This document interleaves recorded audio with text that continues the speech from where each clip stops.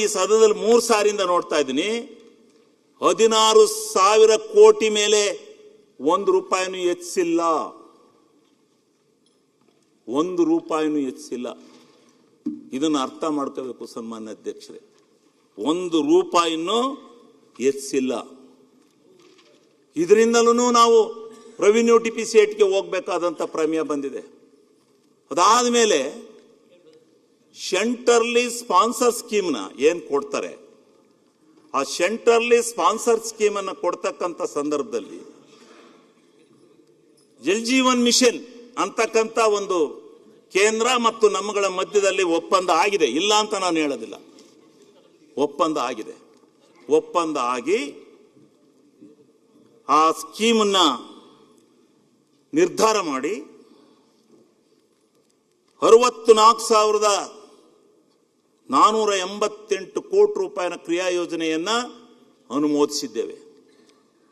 ಅನುಮೋದಿಸಿ 30,888 ಕೋಟಿ ಅವರು ಕೇಂದ್ರ ಸರ್ಕಾರ ಕೊಡಬೇಕು,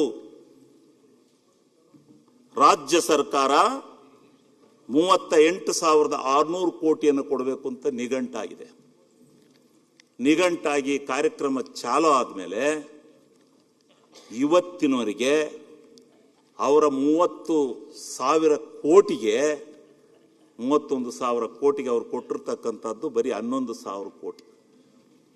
ನಮ್ಮ ರಾಜ್ಯ ಸರ್ಕಾರ ಇವತ್ತು 28ರಿಂದ 30,000 ಕೋಟಿ ಹಣ ಖರ್ಚು ಮಾಡಿದೆ. ಹೆಚ್ಚುವರಿಯಾಗಿ ನಾವು ಹಣ ಖರ್ಚು ಮಾಡಿದ್ವಿ. ಬೇರೆ ಮೂಲದ ಹಣವನ್ನು ರಾಜ್ಯದಲ್ಲಿ ಸಮಾಗಮ ಮಾಡಿಕೊಂಡು ಇವತ್ತು ಆ ಒಂದು ಯೋಜನೆಯನ್ನು ಜಾರಿಗೊಳಿಸಬೇಕು ಅಂತಕ್ಕಂಥ ನಿರ್ಧಾರ ಮಾಡಿ ಇವತ್ತು ಮಾಡಿದ್ದಾರೆ. ಅದನ್ನು ಕೊಡಲಿಲ್ಲ, ಇವತ್ತಿನವರೆಗೂ ಕೊಡ್ತಾ ಇಲ್ಲ. ಯಾತಕ್ಕೆ ಬೇಕು ಸೆಂಟ್ರಲ್ ಸ್ಪಾನ್ಸರ್ ಸ್ಕೀಮ್? ಈಗ ನಮ್ಮ ಹಣ ಅಲ್ಲಿ ಇಳಿದಿದೆ. ಇಲ್ಲಿ ನಮ್ಮೆಲ್ಲ ಶಾಸಕರು ನಮ್ಮ ಆಡಳಿತ ಪಕ್ಷತಾರೆ, ನಮಗೆ ಗ್ರಾಂಟ್ ಇಲ್ಲ, ನಮಗೆ ದುಡ್ಡಿಲ್ಲ, ಕೊಡಿ, ನಮಗೆ ಕೆಲಸ ಕೊಡಿ ಅಂತಾರೆ. ಕೊಡಿ 19,000 ಕೋಟಿನ. ಅದರಲ್ಲಿ ಮುಖ್ಯಮಂತ್ರಿಗಳ ಹತ್ರ ಹೋಗಿ ಕೈ ಮುಗಿದು ಒಂದು 5,000 10,000 ಕೋಟಿ ಕೊಡಿ ಸ್ವಾಮಿ ನಮಗೆಲ್ಲ MLAಗಳಿಗೆ ಅಂತೇಳಿ ಕೇಳೋಣ, ಕೈ ಮುಗಿದು ಕೇಳೋಣ. ಇದು ಆಗಿರ್ತಕ್ಕಂಥ ಒಂದು ವ್ಯತ್ಯಾಸ. ನಮ್ಮ ಇದರಿಂದಲೂ ಕೂಡ ನಾವು ರೆವಿನ್ಯೂ ಡಿಫಿಸಿಟ್ಗೆ ಹೋಗಬೇಕಾದಂಥ ಪ್ರಮೇಯ ಬಂದಿದೆ ಸನ್ಮಾನ್ಯ ಅಧ್ಯಕ್ಷರೇ. ಆಮೇಲೆ ಅಂಗನವಾಡಿಗಳು ನಡೆಸ್ತಕ್ಕಂಥದ್ದು ನಮ್ಮ ಮತ್ತು ಕೇಂದ್ರ ಸರ್ಕಾರದ ಮಧ್ಯೆ ಆಗಿರ್ತಕ್ಕಂಥ ಒಂದು ಒಪ್ಪಂದ. ನಾನು ಯಾರನ್ನು ಟೀಕೆ ಮಾಡೋಕ್ಕೋಸ್ಕರ ಹೇಳೋದಿಲ್ಲ. ಇವೆಲ್ಲ ಹೇಳಕ್ಕೆ ಹೋದರೆ ಇನ್ನೂ ಬಹಳ ಆಗ್ತವೆ. ಅಂಗನವಾಡಿ ಸ್ಕೀಮ್ನಲ್ಲೂ 60-40 ಅವ್ರದ್ದು ಕೇಂದ್ರ ಸರ್ಕಾರ 60 ಕೊಡಬೇಕು, ನಮ್ಮ ರಾಜ್ಯ ಸರ್ಕಾರನೇ 40 ಕೊಡಬೇಕು ಅಂತೇಳಿ ತೀರ್ಮಾನ ಮಾಡಿ ಸ್ಕೀಮನ್ನು ಇಂಟ್ರೊಡ್ಯೂಸ್ ಮಾಡಿದ್ದಾರೆ. ಸ್ಕೀಮನ್ನು ಇಂಟ್ರೊಡ್ಯೂಸ್ ಮಾಡಿ ಟೀಚರ್ಸ್ಗಳಿಗೆ ಅವರು 2,700 ರೂಪಾಯಿ ಸಂಬಳ ಕೊಡ್ತಾರೆ. ಅದು 22% ಆಯಿತು.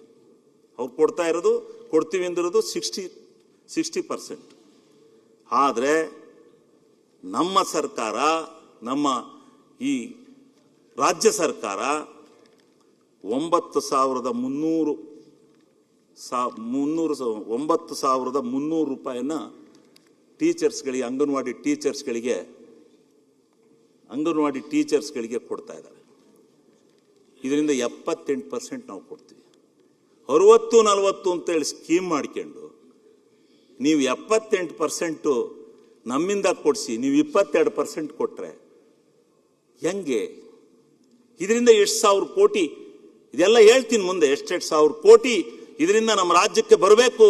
ಇದರಿಂದ ನಮ್ಮ ರಾಜ್ಯ ಯಾವ ರೀತಿ ಹಣಕಾಸಿನ ಮುಗ್ಗಟ್ಟಿಗೆ ಸಿಕ್ಕಿದೆ ನಮ್ಮ ರಾಜ್ಯದ ಈ ಸರ್ಕಾರ ಅಂತಕ್ಕಂಥದ್ದು ನಾನು ಹೇಳ್ತೇನೆ.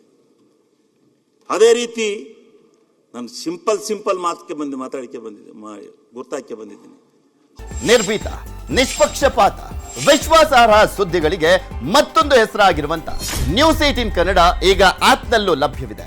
ದಯವಿಟ್ಟು ಇಲ್ಲಿರುವ QR ಕೋಡ್ ಅನ್ನ ಸ್ಕ್ಯಾನ್ ಮಾಡಿಕೊಂಡು ಆಪ್ ಅನ್ನ ಡೌನ್ಲೋಡ್ ಮಾಡೋದಕ್ಕೆ ಮರಿಬೇಡಿ.